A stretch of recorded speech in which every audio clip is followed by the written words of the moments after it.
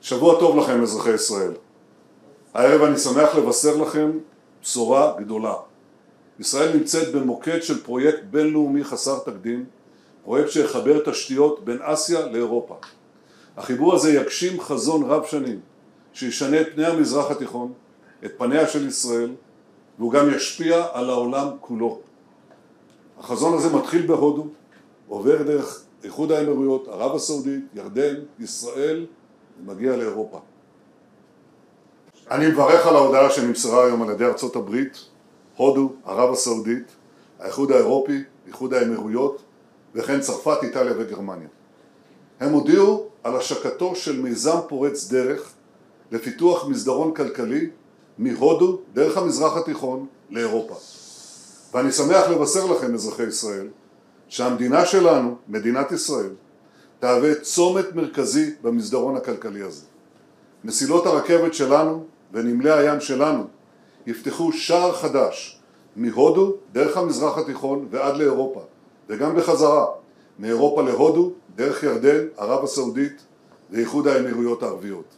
אני מבקש להודות לנשיא ארצות הברית, ג'ו ביידן, ולממשלו, על המאמץ הרב שהביא אותנו להודעה ההיסטורית היום. לפני מספר חודשים ארצות הברית פנתה אלינו בעניין הגשמת ההזדמנות ההיסטורית הזאת. ומאז היא ניהלה מגעים דיפלומטיים נמרצים כדי להביא לפריצת הדרך של היום. החזון שלה מעצב מחדש את פני אזורנו ומאפשר להפוך חלום למציאות. המיזם לכלול סלילת מסילות רכבת, הנחת צינורות מימן, זאת האנרגיה של העתיד, הנחת סיבי תקשורת אופטיים, הנחת קווי חשמל ועוד תשתיות. מדינת ישראל תרתום את כל היכולות שלה, את כל הניסיון שלה, במלוא התנופה והמחויבות למימוש פרויקט שיתוף פעולה שהוא הגדול ביותר בהיסטוריה שלנו.